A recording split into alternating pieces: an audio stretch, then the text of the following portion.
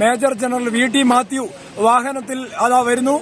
സൈന്യം ഇന്നലെ ആരംഭിച്ച നിർമ്മാണ ജോലികളാണ് ഇന്ന് പൂർത്തിയായത്. അവർ പറഞ്ഞ അതേ സമയത്തിനുള്ളിൽ 190 അടി നീളമുള്ള പാലമാണ് നിർമ്മാണം പൂർത്തിയാക്കി. ഇന്ന് സൈന്യത്തിന്റെ ആദ്യ വാഹനം ചൂരൽമലയിൽ നിന്ന് മുണ്ടക്കയിലേക്കുള്ള വാഹനത്തിൽ പാലത്തിലൂടെ കടന്നുപോയിക്കൊണ്ടിരിക്കുകയാണ്. ഇവിടെ മുമ്പുണ്ടായിരുന്ന പാലം ഈ ഉരുൾപൊട്ടലത്തിനെ തുടർന്ന് തകർന്നതിനെ തുടർന്നാണ് ഇപ്പോൾ സൈന്യം യുദ്ധകാലാടിസ്ഥാനത്തിൽ ഇതിന്റെ നിർമ്മാണം പൂർത്തിയാക്കിയത്.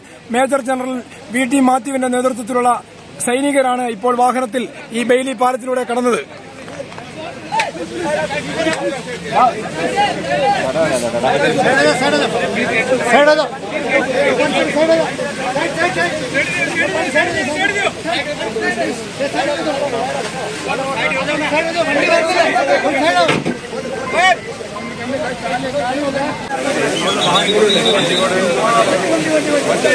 ാണ്